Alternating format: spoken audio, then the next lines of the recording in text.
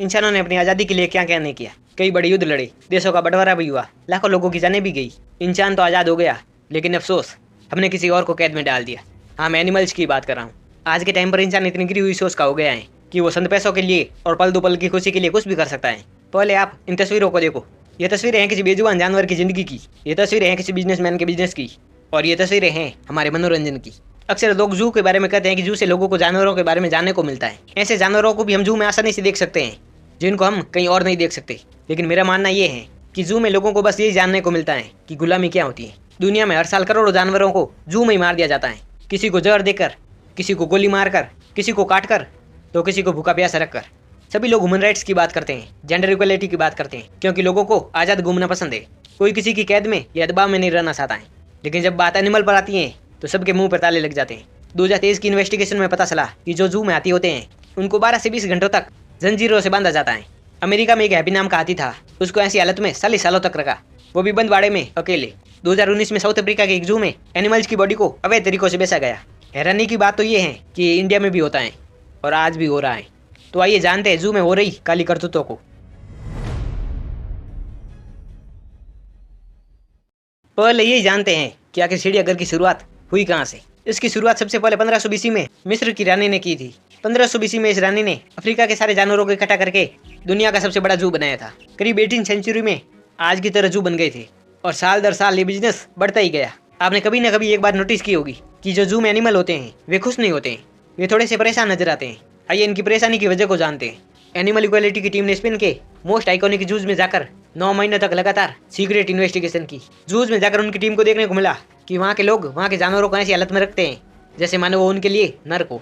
उनकी टीम ने देखा कि कैसे चिड़ियाघर वाले वहाँ के जानवरों को उनके परिवार से अलग करके दूसरे चिड़ियाघरों में भेज रहे हैं। कई जानवरों को तो चिड़ियाघर वाले जू में ही मार देते हैं जब उन जानवरों की डिमांड कम होती है और उनकी संख्या बढ़ने लगती है। कई जू में अक्सर उन जानवरों को झुंड में रखा जाता है जिनको अकेले रहने की जरूरत होती है, और जिन जानवरों को झुंड में रहने की आदत होती है उनको वे लोग अकेले रहने पर मजबूर करते हैं। एक जू में एक शेरनी का बीमार बच्चा इसलिए मर गया क्योंकि किसी ने उस पर ध्यान ही नहीं दिया।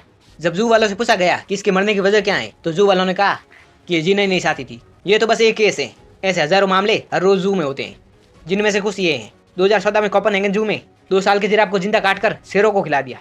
कुछ टाइम बाद इसी जू में दोबारा वही घटना देखने को मिली जब इन्होंने 4 शेरों को मार डाला। जू वाले वजह बताते हुए कहते हैं कि हम इन 4 शेरों की जगह एक ऐसे शेर को ला रहे हैं जो अपनी संतान बढ़ा सके, और वैसे भी ये शेर बूढ़े हो गए थे और इनकी यहाँ पर जगह कम थी और वो अकेला शेर यहाँ पर आसानी से रह सकेगा। 2015 की इस न्यूज को देखो, जब जॉर्जिया में बाढ़ आई तो जू वालों ने सभी जानवरों को गलती से सड़कों पर छोड़ दिया। 2022 में जब यूक्रेन में वॉर चल रहा था तो वहाँ के लोग जू से जानवरों को निकालने भूल गए, जिससे वहाँ पर सभी जानवरों की मौत हो गई, और अगर वैसे भी वे छोड़ते तो शायद ही वे जिंदा रहते। 2017 में पता चला कि यूके के एक जू में 4 साल से भी कम समय में 500 जानवरों की मौत हो गई। जरा सोच कर देखो, 500 जानवर, ये 500 जानवर 4 सालों में कितना बड़ा जंगल बना सकते थे। 2015 में मेलबर्न के एक जू में 2 गोरिल्लाओं के बीच में लड़ाई हुई जिसमें एक की जान चली गई। इजराइल फिलिस्तीन के वॉर में भी गाजा पट्टी पर एक जू था। इस वॉर के टाइम पर वहाँ के जानवर भूखे प्यासे ही मर गए। लॉकडाउन के टाइम पर तो यहाँ पर जू में रहने वाले जानवरों की हालत और भी ज़्यादा खराब हो गई थी, क्योंकि लॉकडाउन के कारण कोई टिकट खरीद कर जू में आ नहीं पाया तो जू वालों के आ गई कंगाली। ऐसी कंगाली की जू वालों को जानवरों का पेट भरने के लिए जानवरों को मारना पड़ा। यूएस तो और भी ज़्यादा गिरा हुआ है। यूएस में जितने भी जू हैं उनमें से आधे से ज़्यादा जू ऐसे हैं जहाँ पर बंदी बनाए गए जानवरों को साइको एक्टिव ड्रग्स और नशीली दवाएं देते हैं। ये तो हम बाहर के देशों की बात कर रहे हैं। इंडिया में तो इनकी हालत और भी ज़्यादा खराब है। जू का बिजनेस मॉडल बड़ा ही तगड़ा है। यहाँ पैसे कमाने के कई सोर्सेज है। पहला है टिकट सेल्स। ये तो सबको पता है कि किसी जू में एंट्री लेने के लिए पहले टिकट लेना पड़ता है।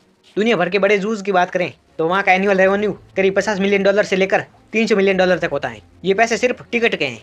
इनसे भी जो छोटे जू होते हैं उनका एनुअल रेवेन्यू करीब $10 मिलियन से लेकर $50 मिलियन तक होता है। और अगर हम लास्ट में छोटे जूज की बात करें, इनका रेवेन्यू करीब $1 मिलियन से लेकर $10 मिलियन तक होता है। और ये जो टिकट से इतनी कमाई हो रही है, ये टोटल रेवेन्यू का करीब 50 से 70% होता है। टिकट के बाद अगर हम इनके दूसरे इनकम सोर्स की बात करें तो वो गिफ्ट्स और फूड है, जो इनके रेवेन्यू का 10 से 25% है। इसके बाद ये membership program, special event, sponsorship, donation, government funding और भी कई तरीकों से पैसे कमाते हैं। और अगर हम इंडिया में देखें तो यहाँ पर भी पैसों की कोई कमी नहीं है। इंडिया में जो बड़े जू हैं वो सालाना करीब 10 से 50 करोड़ रुपए कमाते हैं। इसे थोड़े छोटे लेवल पर देखें तो वे हर साल 2 करोड़ से 10 करोड़ रुपए कमाते हैं। और अगर हम लास्ट में सबसे छोटे जूज की बात करें तो वे भी हर साल 50 लाख से 2 करोड़ तक की कमाई करते हैं। अब कुछ लोग कहेंगे कि भाई इतना पैसा आ रहा है तो पीछे खर्चा भी कितना है। हाँ सही बात है, खर्चा तो लगता है, लेकिन पहले आप ये कुछ एग्जाम्पल है। ये देखो, हैदराबाद की न्यूज़, नेहरू जूलॉजिकल पार्क में जानवरों के खाने में गड़बड़ी। उत्तर प्रदेश की न्यूज़, जानवरों के लिए किए जाने वाले कामों में फर्जी ठेकों का आरोप। थाईलैंड की न्यूज़, जानवरों को सीक्रेट तरीके से बेचे जाने का आरोप। जानवरों को काटकर उनके बॉडी पार्ट्स को बाजारों में बेचने का आरोप। वेनेजुएला की न्यूज़, जानवरों को खाना नहीं देने से 50 से भी ज़्यादा जानवरों को मारने का आरोप। चाइना की न्यूज़, जू के जानवरों का खाना घरेलू जानवरों को खिलाने का आरोप। लिस्ट बहुत लंबी है और घोटालों में घोटाले छिपे हैं। इनके पास ना तो पैसों की कमी है और ना ही जानवरों की, बस कमी है तो ऐसी नीयत की। एक ऐसी नीयत जो इन बेजुबान जानवरों की तकलीफ को समझ सके, एक ऐसी नीयत जो इन जानवरों को अपना माने। लेकिन अफसोस, अक्सर हमें ऐसे लोग बहुत कम देखने को मिलते हैं। अब आप लोगों के मन में एक सवाल आ रहा होगा कि जो जू से हमें जानवरों के बारे में सीखने को मिलता है उसका क्या? तो जो लोग ऐसा सोच रहे हैं उनको मैं बता दूं कि आप सही सोच रहे हो। जाहिर सी बात है, अगर किसी को किसी जानवर को देखना होगा या उसके बारे में कुछ जानना होगा तो वो जंगल थोड़ी जाएगा। जानवरों को जानने और उनको देखने का सबसे बेस्ट वे जू ही है, ये मैं भी मानता हूँ। लेकिन मैं आपको बता दूं, आज के टाइम पर लोग जू में जानवरों को जानने या उनको देखने के लिए नहीं जाते हैं। लोग वहाँ पर जाते हैं जानवरों को परेशान करने के लिए और अपने मनोरंजन के लिए। एक स्टडी से पता चला कि जो लोग जू में जाते हैं उनमें से केवल 8% लोग ही जू में जानवरों को जानने और उनको देखने के लिए जाते हैं, यानी एजुकेशन पर्पज़ के लिए। और 82% लोग अपने मनोरंजन के लिए जाते हैं। आप कभी गौर से देखना, जू में जो जानवर होते हैं वे हमेशा परेशान से नजर आएंगे। वे खुद नहीं चाहते हैं कि वे किसी के लिए बंद पिंजरे में पूरी जिंदगी रहे। आज के टाइम पर जू में बस इतना सा जानने को मिलता है कि गुलामी क्या होती है, बेजुबान जानवरों की परेशानी क्या होती है, अपनी खुशी के लिए किसी की बर्बादी क्या होती है। जू में आपको ये भी देखने को मिलेगा कि कैसे इंसान चंद पैसों के लिए और पल दो पल की खुशी के लिए किसी की जिंदगी के साथ खेल सकता है। अभी हमने पहले कारण को जान लिया है कि इंसानों की कमाई के कारण इन जानवरों को जू में रहना पड़ता है। आइए अब जानते हैं दूसरे कारण को। कर्नाटक में एक किसान अपने खेत में जा रहा था। खेत में जाते ही उसे किसी जानवर की चीखें सुनाई दी। नज़दीक जाकर देखा तो उसे पता चला कि ये किसी भालू का बसा है जो कंटीले तारों में फंसा हुआ है। हालत इतनी बुरी थी कि वे कंटीले तार उसकी कमरे में फंस गए थे। ये भालू का बसा जंगल से आया है जो यहाँ से करीब 3 किलोमीटर दूर था। महाराष्ट्र के गाँव में किसानों को अपने खेत में घनों में छुपे हुए 3 तेंदुए के बच्चे और एक तेंदुआ दिखाई दिया जो बहुत ज़्यादा डरे हुए थे। ये जानवर जंगलों से हमारी तरफ नहीं आ रहे हैं, बल्कि हम लोग जंगलों की तरफ जा रहे हैं और जंगलों को ख़त्म कर रहे हैं। जंगलों को हर कोई ख़त्म कर रहा है, फिर वो चाहे किसान हो, बिजनेसमैन हो या गवर्नमेंट हो। लोग अक्सर उस ज़मीन पर भी कब्जा कर लेते हैं जो वाइल्ड लाइफ के लिए बनी होती है। हाथी उन जानवरों में से एक है जिसे घूमना पसंद है, यानी ये जंगल में घूमता ही रहता है। लेकिन हमने तो जंगलों के बीच में सड़कें बना दी, रेलवे बना दिए और खेती शुरू कर दी। अगर हम इनको जंगलों में नहीं रहने देंगे तो ये कहीं तो जाएंगे, या तो हमारे घरों की तरफ आएंगे या जू में जाएंगे। लोग खेती करते हैं और कंटीले तार लगा देते हैं जिससे कोई जानवर अंदर से बाहर या बाहर से अंदर नहीं आ सकता। जंगली जानवर जंगल से थोड़ा दूर आते हैं तो कहीं पर जाकर किसी खेत में फंस जाते हैं, जिसके कारण वे कुत्तों के शिकार हो जाते हैं। ये ज़्यादातर हिरण और नीलगाय के मामले ज़्यादा देखने को मिलते हैं। कुछ लोग इन बेजुबान जानवरों के लिए लड़ते हैं, लेकिन जब कोई इनका साथ नहीं देता है तो कुछ टाइम बाद ही ये लोग भी हार जाते हैं।